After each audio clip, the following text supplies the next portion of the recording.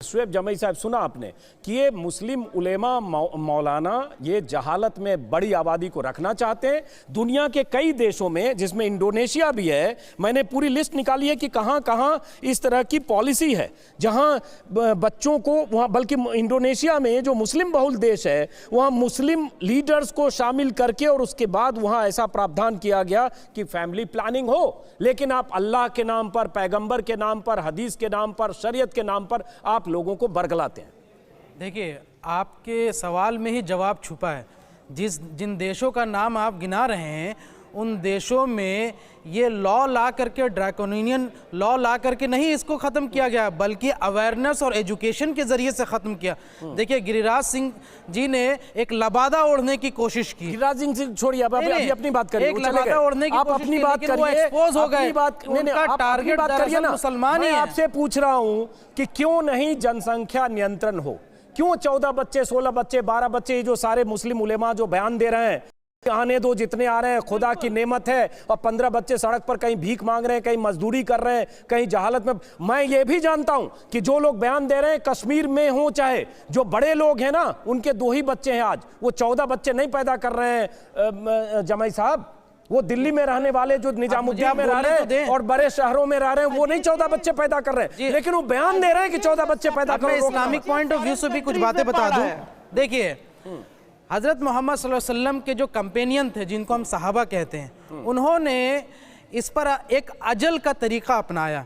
और अजल उसको कहते हैं कि ड्यूरिंग द इंटीमेशन, मतलब सेक्सुअल इंटरकोर्स, वो एजुकेशन से पहले जो है विड्रॉल करना, ये एक अजल का कॉन्सेप्ट तो सहाबा के ज़माने में भी था। और हज़रत मोहम्मद सल्लल्लाहु अलैहि वसल्लम ने ये कहा कि अगर मुझे ये खस्सा ना होता कि किसी औरत के हुकूक, जी, किसी औरत के हुकूक जो है मारे जाएं, तो मैं ये ऑर्डर कर देता कि जब तक जो है बच्चे जो है 3 साल के ना हो जाएं, आप जो है उनके साथ जो है रिलेशनशिप ना। तो हुजूर सल्लल्लाहु अलैहि वसल्लम की मंशा भी यही थी।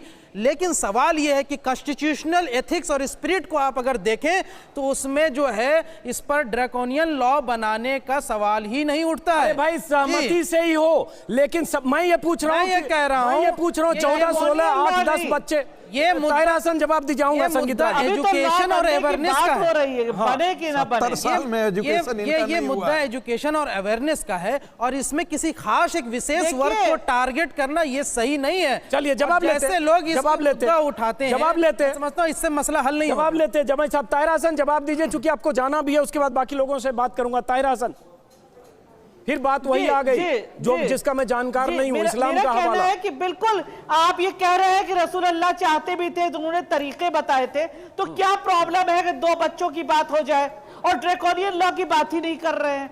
बात ये हो रही है कि लोगों में पहले अवेयरनेस पहुंचाई जाए, फिर अभी नहीं, एक टाइम रखा जाए, 2021, 2022 रख दीजिए।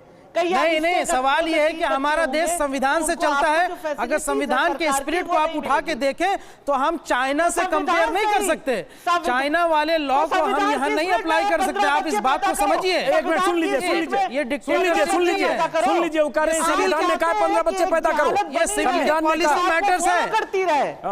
क्योंकि और कौन सा ऐसा परिवार है जो आप जो 15 बच्चे और 20 बच्चे जो है मुसलमानों का एट्रीब्यूट कर रहे हैं? ये गलत जानकारी आप दे रहे हैं।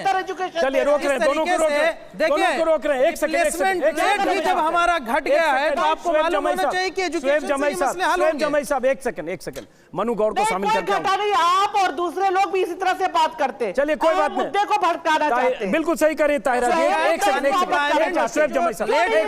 उसकी समस्या जनसंख्या से दे रहे हैं। साहब, मेरी बात तो मान लीजिए।